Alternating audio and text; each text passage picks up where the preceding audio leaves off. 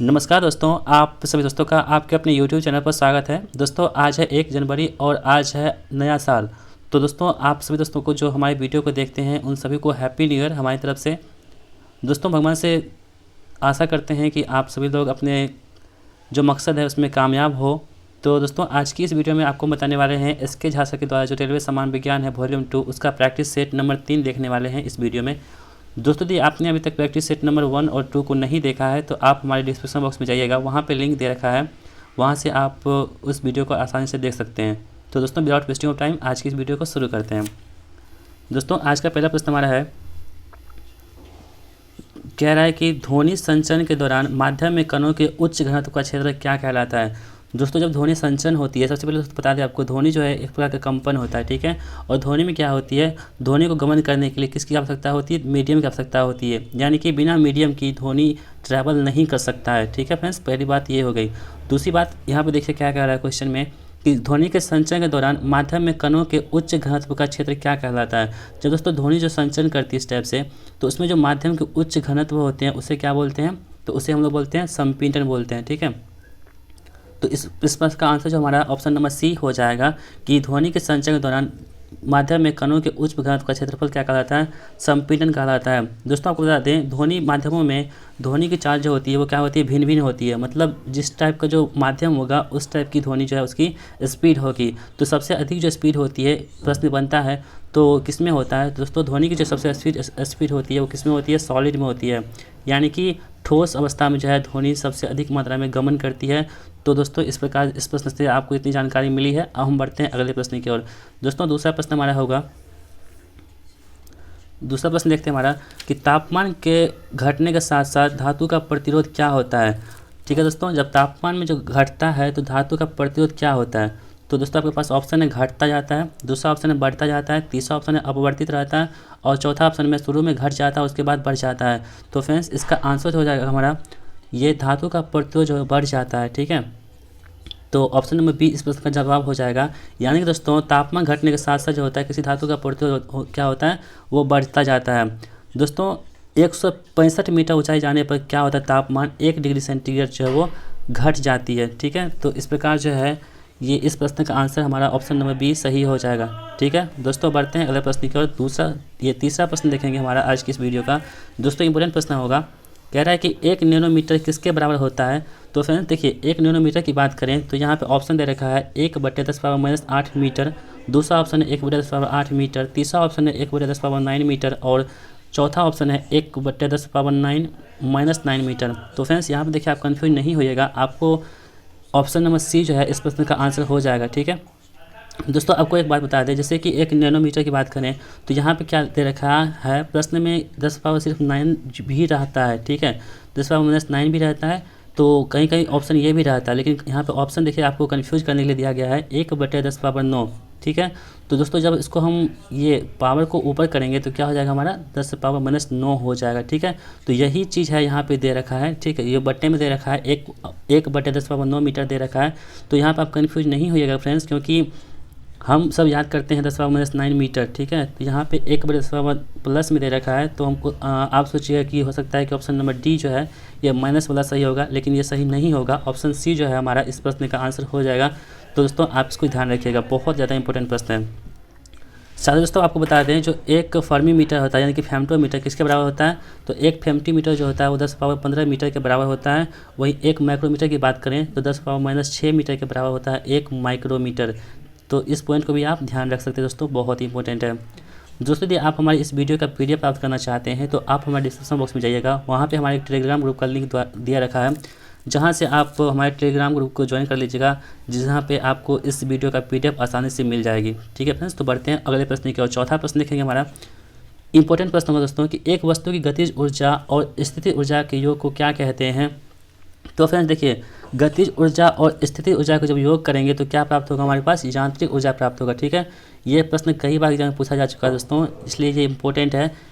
प्रश्न क्या था कि एक वस्तु की गतिज ऊर्जा और स्थितिज ऊर्जा के योग को क्या कहते हैं, यानी कि हम जोड़ेंगे गतिज ऊर्जा को और स्थितिज ऊर्जा को, उसको क्या कहेंगे, तो फ्रेंड्स इसको कहेंगे हम लोग यांत्रिक ऊर्जा के रूप में से जानते हैं, ठीक है दोस्तों।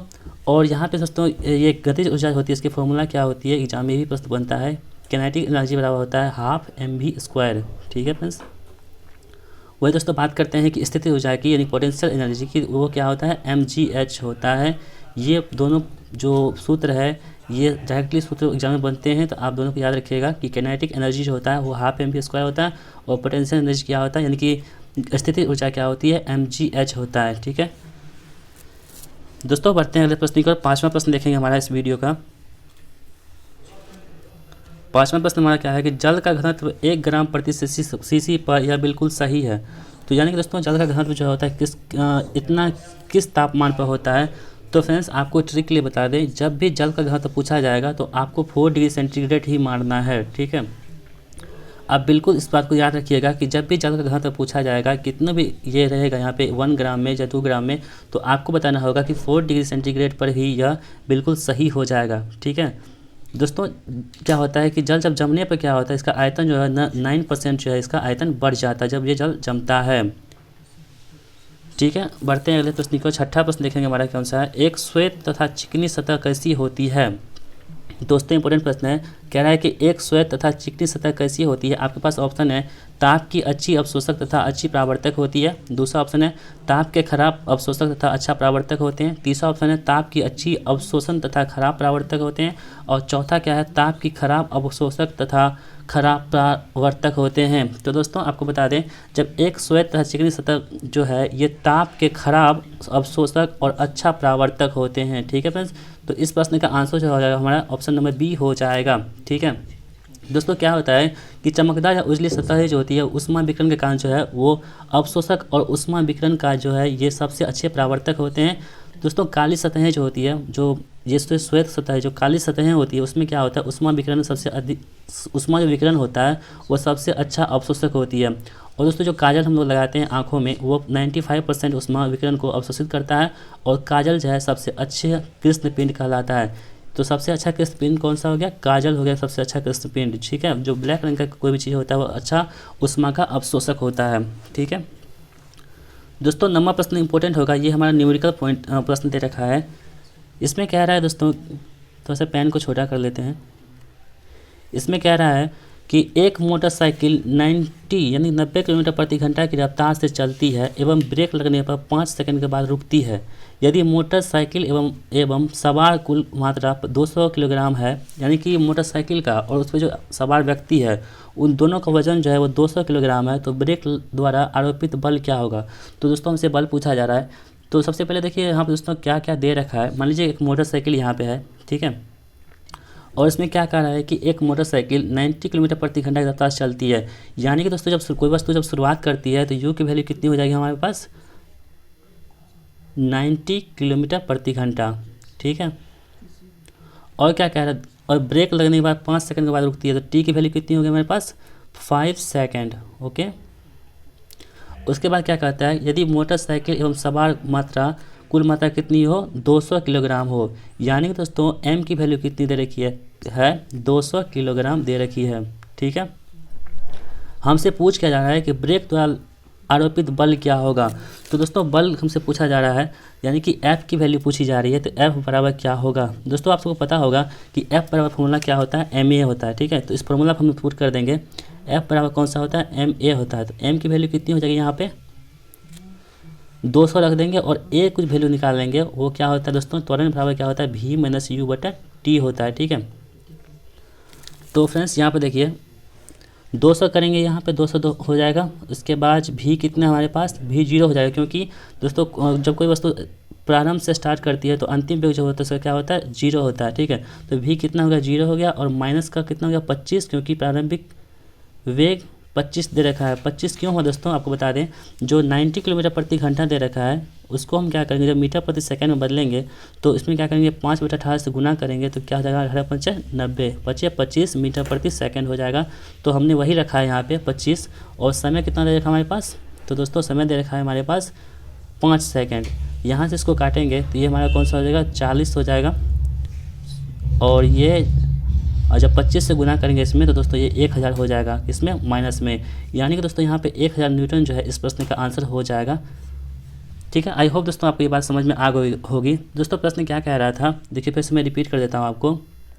प्रश्न ये कह रहा था कि एक मोटरसाइकिल 90 किलोमीटर प्रति घंटा की रफ्तार से चलती है एवं ब्रेक लगने पर 5 सेकंड के बाद रुकती है। ठीक है, यदि मोटरसाइकिल एवं सवार की कुल मात्रा 200 किलोग्राम हो तो ब्रेक द्वारा आरोपित बल क्या होगा।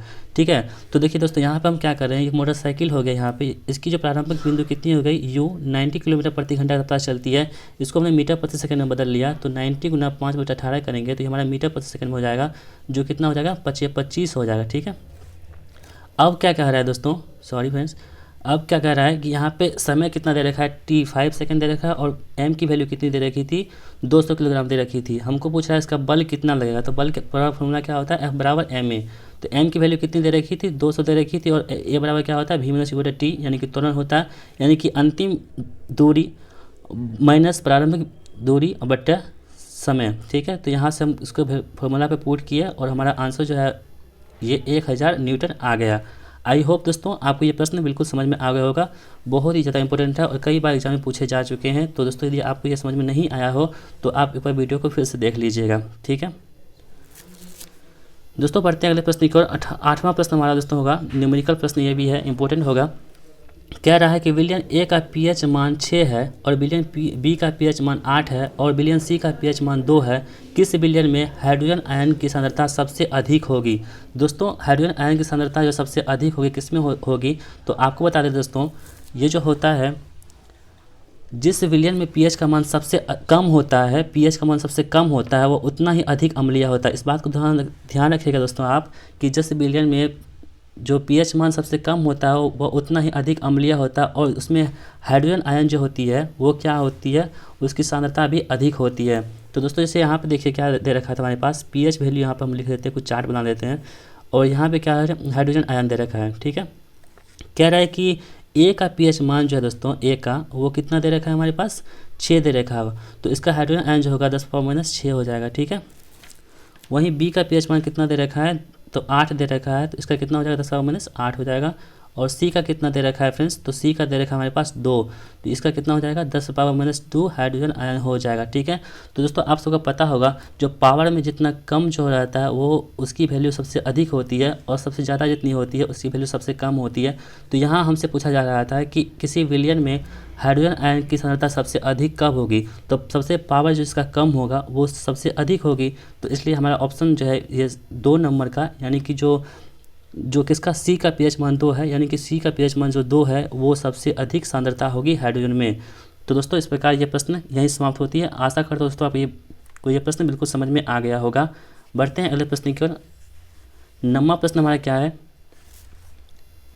9वां प्रश्न कह रहा है कि तत्वों को उनके परमाणु द्रव्यमान के आधार पर वर्गीकृत करने का श्रेय किसे दिया जाता है।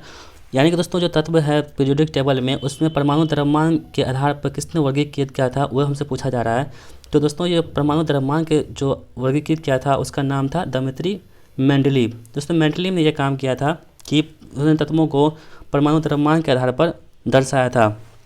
दोस्तों मेंडलीव ने सन 1869 ईस्वी में मेंडलीव ने एक नियम प्रतिपादित किया था जिसे आवर्ती नियम के रूप में जाना जाता है। दोस्तों इसके नियम के अनुसार क्या होता है कि तत्वों के रासायनिक गुण जो होते हैं उसके भौतिक गुण उनके परमाणु द्रव्यमान के आवर्ती फलन होते हैं। ठीक है दोस्तों, आप इस बात को ध्यान रखिएगा कि मेंडलीव ने 1869 ईस्वी में परमाणु जो द्रव्यमान के आधार पर तत्वों को सजाया था। ठीक है, और दोस्तों बात करते हैं कि अभी जो हमारे हेनरी मोसले साहब थे उन्होंने क्या किया था, हेनरी मोसले साहब ने क्या था, परमाणु संख्या के आधार पर तत्वों को सजाया था, जो आजकल हम लोग पढ़ते हैं। अगला प्रश्न देखें दोस्तों, हमारा 10वां प्रश्न है। कह रहा है प्रश्न कि डैश की रासायनिक विशेषताएं एक समान होती है परंतु परमाणु द्रव्यमान भिन्न होती है। यानी कि दोस्तों किसकी रासायनिक विशेषताएं समान होती है और परंतु परमाणु द्रव्यमान भिन्न होती है, तो दोस्तों इसका आंसर होगा कौन सा, समस्थानिक। यानी दोस्तों समस्थानिक जो है उसकी रासायनिक विशेषताएं समान होती है परंतु जो है परमाणु द्रव्यमान जो होती है इसकी भिन्न भिन्न होती है। दोस्तों जब एक ही तत्व के भिन्न परमाणु जिनकी परमाणु संख्या समान हो लेकिन द्रव्यमान संख्या भिन्न भिन्न हो तो वैसे उसे क्या बोलते हैं हम लोग, समस्थानिक बोलते हैं। ठीक है दोस्तों, हाइड्रोजन के 3 समस्थानिक होते हैं, पहला होता है प्रोटियम, दूसरा होता है ड्यूटेरियम और तीसरा कौन सा होता है, ट्रिटियम होता है। ठीक है, इस बात को भी आप ध्यान रखिएगा। अगला प्रश्न देखें दोस्तों, हमारा 11वां प्रश्न होगा, निम्नलिखित में से किस अकेरिया गैस का इलेक्ट्रॉनिक विन्यास क्लोराइड आयन में होता है। तो दोस्तों जितने भी अकेरिया गैसें होती है उसका जो है इलेक्ट्रॉनिक विन्यास वो क्लोराइड आयन में होती है। यानी कि दोस्तों यहाँ पे अकेरिया गैस कौन सा है, आर्गन हो गया, यानी कि ऑप्शन नंबर डी हमारा इस प्रश्न का आंसर हो जाएगा। दोस्तों बढ़ते अगले प्रश्न की ओर। 12वां प्रश्न देखेंगे हमारा इस वीडियो का। अभी तक वैज्ञानिकों द्वारा पदार्थ की कितनी अवस्थाएं तय की गई है? तो दोस्तों अभी तक पदार्थ की जो कुल 5 अवस्थाएं तय की गई है वो कौन कौन सा है दोस्तों? तो ठोस है, ठीक है, दूसरा कौन सा हो गया? द्रव हो गया, तीसरा कौन सा हो गया? गैस हो गया, चौथा कौन सा हो गया दोस्तों? प्लाज्मा, और पाँचवा कौन सा हो गया? बोस आइंस्टीन कंडेंसेट जो है ये दोस्तों, ये पांचों अवस्थाएं अभी तक वैज्ञानिकों द्वारा ये इसकी खोज की गई है। दोस्तों प्रत्येक वह वस्तु जो स्थान घेरती है उसे क्या बोलते हैं हमें, और जिसमें द्रव्यमान होता है उसे क्या बोलते हैं? पदार्थ कहते हैं। पदार्थ की कुल कितनी अवस्थाएं हैं वर्तमान में? 5 अवस्थाएं वैज्ञानिकों द्वारा खोजी जा चुकी हैं, ठीक है। दोस्तों बढ़ते अगले प्रश्न को, 13वां प्रश्न देखेंगे क्या है हमारे पास। 13वां प्रश्न देखते हैं, कह रहा है कि डाल्टन का सिद्धांत किस नियम पर आधारित था? तो दोस्तों डाल्टन का सिद्धांत जो है ये रासायनिक संयोजन के आधार पर शामिल था, ठीक है। एक मिनट, डाल्टन का सिद्धांत किस नियम पर आधारित था? तो दोस्तों ये रासायनिक संयोजन पर आधारित था डाल्टन का सिद्धांत। दोस्तों डाल्टन के परमाणु सिद्धांत के अनुसार परमाणु जो है पदार्थ का अविभाज्य कण होता है, ठीक है। इस बात को भी ध्यान रखिएगा कि आपसे प्रश्न ये भी बनता है कि परमाणु पदार्थ का अविभाज्य कण है, ये बात किसने कही है? तो दोस्तों आपको बताना होगा कि परमाणु पदार्थ का अविभाज्य कण है ये डाल्टन साहब के द्वारा कही गई थी। तो दोस्तों इस प्रकार जो है इस प्रश्न का आंसर ऑप्शन नंबर बी हो जाएगा, यानी कि डाल्टन का सिद्धांत इस नियम पर आधारित है, तो रासायनिक संयोजन के नियम पर आधारित है। अगला प्रश्न दोस्तों हमारा क्या है? 14वां प्रश्न है, नाइट्रोजन का परमाणु द्रव्यमान 14 दे रखा है, ठीक है, और हाइड्रोजन का 1 दे रखा है। तो हमसे पूछा जा रहा है कि अमोनियम का आणविक द्रव्यमान कितना होगा। तो फ्रेंड्स यहाँ पर देखिए अमोनियम का सूत्र क्या होता है? तो दोस्तों अमोनियम का सूत्र होता है NH3, ठीक है। तो n यहाँ की n की वैल्यू कितनी दे रखी है? 14 दे रखी है, ओके, प्लस H की वैल्यू कितनी दे रखी है? 1 गुना 3, कितना होगा? 14 3 17। तो इस प्रकार हमारा आंसर जो हो जाएगा 17, ऑप्शन नंबर बी हो जाएगा, यानी कि अमोनिया का आणविक द्रव्यमान जो होता है कितना होता है? 17 होता है। इस बात को आप ध्यान रखिएगा। अगला प्रश्न दोस्तों क्या हमारे पास? 15वां। दोस्तों यदि आपको हमारी वीडियो पसंद आती है और हमारा कंटेंट आपको पसंद आता है तो आप हमारे चैनल को अभी सब्सक्राइब कर लीजिए, और इसी तरह की वीडियो पाने के लिए आप चैनल के बेल आइकन को प्रेस कर लीजिएगा, जिससे कि हमारी जितनी भी वीडियो आई उसका नोटिफिकेशन आप तक पहुँचे और आप उसे मिस ना कर पाएँ। तो दोस्तों बढ़ते हैं अगले प्रश्न की। 15वां प्रश्न हमारा क्या है? निम्नलिखित में से कौन सा परमाणु के बारे में सही नहीं है? दोस्तों यहाँ पे नहीं लिखा हुआ है, आप इस बात को ध्यान रखिएगा। मैं बार बार इसलिए इस पर जोर दे रहा हूँ क्योंकि एग्जाम में क्या होता है कि हम नहीं देखते हैं, इसलिए हम जो है गलती कर बैठते हैं। तो इस बात को आपको ध्यान रखना है कि निम्नलिखित में से कौन सा परमाणु के बारे में सही नहीं है। तो आपके पास ऑप्शन है, 2 तत्वों के परमाणु समान होते हैं, वे 10⁻10 मीटर क्रम के प्रसरण में होते हैं, तीसरा परमाणु आकार में बहुत छोटे होते हैं, और चौथा कौन सा हो गया? एक तत्व के परमाणु सभी अवस्थाओं में समान होते हैं।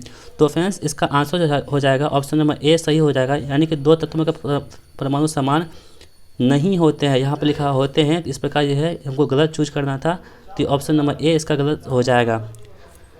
यानी दोस्तों परमाणु के बारे में सही बात कौन कौन सी है? तो वे 10⁻10 मीटर क्रम के प्रसरण में होते हैं, ये बात सही है। दूसरा परमाणु आकार में बहुत छोटे होते हैं, ये बात भी सही है। और तीसरा है एक तत्व के परमाणु सभी अवस्थाओं में समान होते हैं, ये बात भी, इन तीनों बातों में बिल्कुल सही बात यह है और ये बात गलत है। यानी दोस्तों 2 तत्वों के परमाणु समान नहीं होते हैं, ये बात सही होता यदि यहाँ पे नहीं लिखा होता। तो इस प्रश्न का आंसर हमारा ऑप्शन नंबर ए हो जाएगा। दोस्तों बढ़ते हैं अगले प्रश्न की ओर। 16वां प्रश्न होगा, बहुत इंपॉर्टेंट है दोस्तों। कह रहा है कि पिच प्लेट किससे संबंधित है? तो दोस्तों पिच प्लेट जो होता है ये किसका अयस्क होता है? यूरेनियम का अयस्क होता है, ठीक है। पिच प्लेट किसका अयस्क होता है? यूरेनियम का अयस्क होता है। दोस्तों आपको बता दें यूरेनियम जो होता है ये रेडियो एक्टिव तत्व के रूप में काम करता है, ठीक है। और यूरेनियम एवं रेडियम ये दोनों दोस्तों क्या है? ये एक रेडियो एक्टिव तत्व है, ठीक है। इस बात को आप ध्यान रखिएगा। और पिच प्लेट जो क्या है? यूरेनियम का अयस्क होता है, ठीक है। दोस्तों बढ़ते हैं अगले प्रश्न की ओर। 17वां प्रश्न है, सोडियम धातु में संग्रहित होती है। तो सोडियम धातु कहाँ संग्रहित होती है? तो दोस्तों आपके पास ऑप्शन है अल्कोहल में, ईथर में, केरोसिन में, और चौथा है जल में। तो दोस्तों सोडियम धातु को कहाँ पर रखते हैं हम लोग? केरोसिन में रखते हैं। क्यों रखते हैं? क्योंकि दोस्तों सोडियम धातु जो है आर्द्रता की उपस्थिति में ये क्या करती है? आग पकड़ लेती है तथा सोडियम हाइड्रोक्साइड और हाइड्रोजन में परिवर्तित हो जाती है। दोस्तों यह प्रक्रिया जो होती है हवा में मौजूद जलवाष्प के कारण होती है, इसलिए इसे हम लोग क्या करते हैं? केरोसिन गैस में रखते हैं, जिससे कि इसमें आग नहीं लगे। दोस्तों अगला प्रश्न हमारा होगा, अरक्तता यानी कि एनीमिया में निम्नलिखित में से किसकी मात्रा कम हो जाती है? तो एनीमिया में सबसे जो मात्रा कम हो जाती है, किसकी मात्रा कम हो जाती है? तो हेमोग्लोबिन की मात्रा जो होती है वो एनीमिया में कम ही हो जाती है, ठीक है दोस्तों। हेमोग्लोबिन जो होता है एक लोहयुक्त प्रोटीन होता है, ठीक है। और जो हीम रेखरंजक है जिसके कारण जो है इसका रक्त जो है वो लाल दिखता है, ठीक है। इस प्रकार जो हमारा ऑप्शन नंबर ए इस प्रश्न का आंसर हो जाएगा।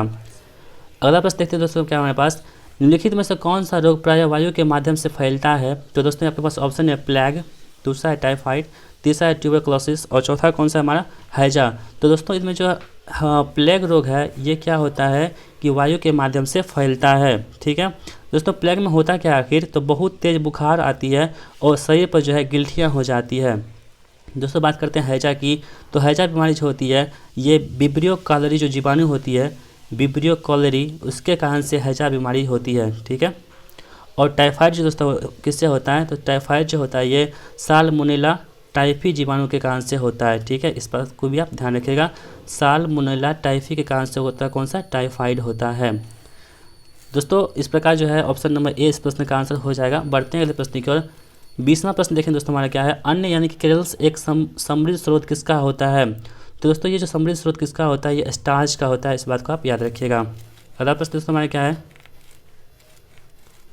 अगला कह रहा है कि पीलिया यानी कि जॉन्डिस किसके संक्रमण से होता है? ठीक है फ्रेंड्स, तो आपके पास ऑप्शन है मस्तिष्क, यकृत, वृक्क और प्लीहा।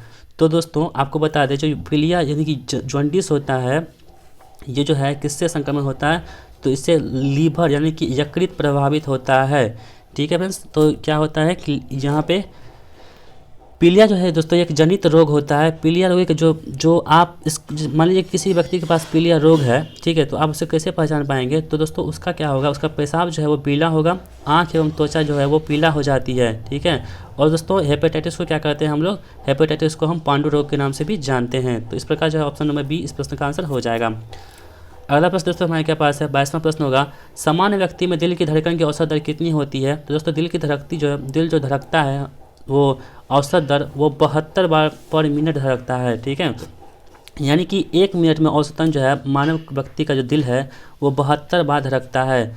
दोस्तों में बात करते हैं श्वसन दर की, तो श्वसन दर जो होती है मानव मस्तिष्क में मानव शरीर में वो कितना होता है, 16 से 20 प्रति मिनट होता है। ठीक है दोस्तों, 16 से 20 प्रति मिनट मतलब ये श्वसन दर होती है। दोस्तों यहाँ पर हम कन्फ्यूज हो जाते हैं एग्जाम में कि दिल का धड़कन पूछा जा रहा है तो हम क्या करते हैं श्वसन दर समझ लेते हैं, और दोस्तों जब श्वसन दर पूछा जाता है तो हम सोच लेते हैं दिल की धड़कन।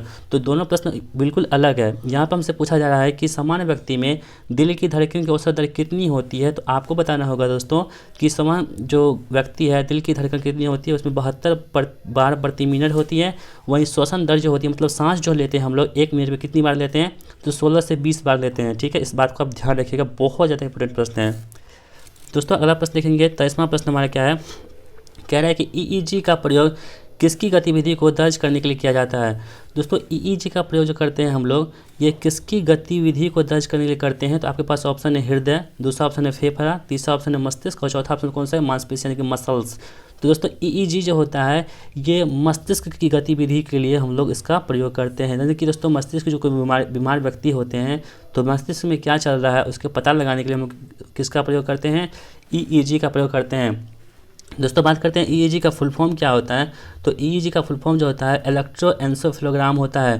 ठीक है दोस्तों, इलेक्ट्रोएन्सेफेलोग्राम होता है। ठीक है, इस बात को आप ध्यान रखिएगा, इलेक्ट्रोएन्सेफेलोग्राम होता है। वह दोस्तों बात करते हैं हार्ट से संबंधित क्या जो जांच करने की जो युक्ति होती है उसे क्या बोलते हैं, हार्ट का, तो उसे बोलते हैं दोस्तों हम लोग बोलते हैं ईसीजी। ठीक है, आप लोग सुने होंगे ईसीजी के बारे में, तो जिसका हम जो हार्ट का प्रॉब्लम होता है उसे ईसीजी करवाते हैं, यानी कि इलेक्ट्रोकार्डियोग्राफ उसे बोलते हैं। ठीक है, इलेक्ट्रोकार्डियोग्राफ जो है दोस्तों ये हृदय से संबंधित होता है, वह दोस्तों ईसीजी जो है ये हृदय संबंधित विकार को नष्ट करता है। ठीक है, मतलब जांच की जाती है इससे, जिससे कि पता चल पाता है कि हृदय में कौन सी बीमारी है, तो उस पर डॉक्टर अपना वक्तव्य देते हैं और उसे इलाज करते हैं। ठीक है दोस्तों, बढ़ते हैं हम अगले प्रश्न का 24वां प्रश्न देखें दोस्तों। हमारा 24वां प्रश्न है कि डीपीटी का टीका किस रोग की रोकथाम के लिए दिया जाता है? तो फ्रेंड्स जो डीपीटी का टीका होता है ये किस रोग के लिए दिया जाता है, तो दोस्तों ये जो होगा डिप्थीरिया, कुकर खांसी और टेटनस, इन सभी के लिए जो है दोस्तों डीपीटी का टीका दी जाती है। ठीक है दोस्तों, आज की इस वीडियो का लास्ट प्रश्न देखेंगे हमारा, निम्नलिखित में से विषाणु जनित रोग कौन सा है, यानी कि दोस्तों वायरस से कौन सी बीमारी होती है, तो आपके पास ऑप्शन है हैजा, मलेरिया, टाइफाइड और एड्स। तो फ्रेंड्स इस प्रश्न का आंसर हो जाएगा एड्स हो जाएगा। यानी दोस्तों जो विषाणु से रोग होता है वो एड्स होता है। दोस्तों आपको एग्जाम में पूछा जाता है कि एड्स दिवस कब मनाते हैं हम लोग, तो 1 दिसंबर को प्रत्येक वर्ष हम लोग एड्स दिवस के रूप में मनाते हैं। ठीक है दोस्तों, एड्स से क्या होता है, एक एलिसा टेस्ट होती है जिससे क्या होता है एच आई वी का पता चलता है कि किसी व्यक्ति में एच हो जाता है, तो उसे हम एलिसा टेस्ट करते हैं। ठीक है दोस्तों, इस प्रकार दोस्तों हमारा वीडियो यहीं समाप्त होती है। आशा करते दोस्तों आपको ये वीडियो पसंद आई होगी। दोस्तों यदि आपको हमारी वीडियो पसंद आती है तो आप हमारे चैनल को अभी सब्सक्राइब कर लीजिए और इसी तरह के वीडियो पाने के लिए आप चैनल के बेल आइकन को प्रेस कर लीजिएगा, जिससे कि हमारे वीडियो की नोटिफिकेशन आप तक पहुंच सके। और दोस्तों हम इस नए साल में भगवान से दुआ करेंगे कि आप सभी लोग अपने जो आपका गोल है उसमें सभी लोग अपना अचीव करें और सभी लोग आगे बढ़ें। तो दोस्तों जाते जाते मैं आपसे एक विनती करता हूँ, यदि आप चैनल पर नए हैं तो चैनल को जरूर सब्सक्राइब कर लीजिएगा दोस्तों, और एक लाइक कर दीजिएगा, क्योंकि दोस्तों लाइक करने से हमारा क्या होता है, मोटिवेशन बढ़ता है और इसी तरह से वीडियो लाने के लिए हम और प्रेरित होते हैं। तो दोस्तों वीडियो देखने के लिए आप तमाम दोस्तों का बहुत बहुत धन्यवाद। Thanks for watching my video. जय हिंद, वंदे मातरम।